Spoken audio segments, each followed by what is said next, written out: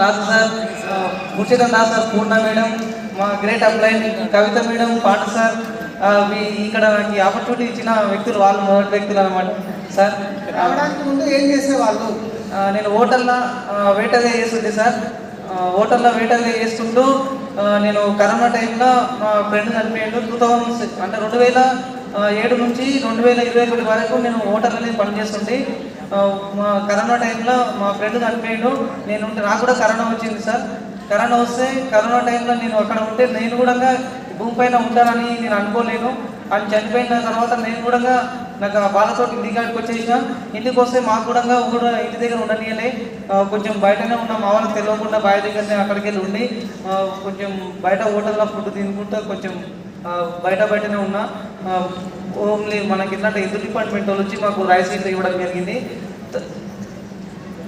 So इन्होंने जब corona के टाइम पे होटल में काम ఇక్కడ మళ్ళీ హోటల్కి వెళ్ళను. హోటల్కి పోతే ఎట్లయినా బయట వాళ్ళు ఎవరెవరు వస్తున్నారు కాబట్టి మనకు ఎవరికి ఏది ఉందనేది తెలియదు.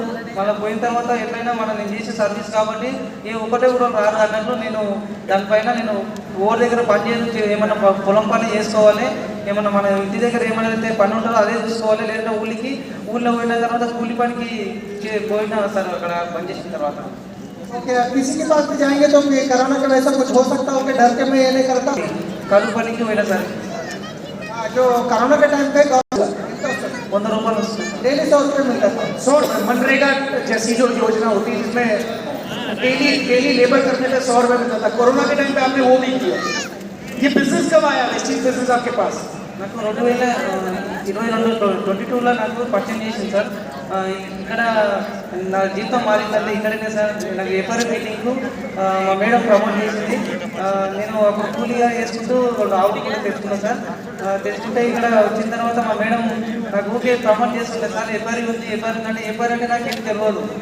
అంటే ఫస్ట్ మీటింగ్ గురించి తెలియదు నాకు. అప్పుడు మీటింగ్ గురించి తెలియదు.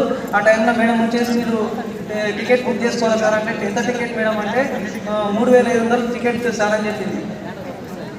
तो पहले मैं ये यहाँ से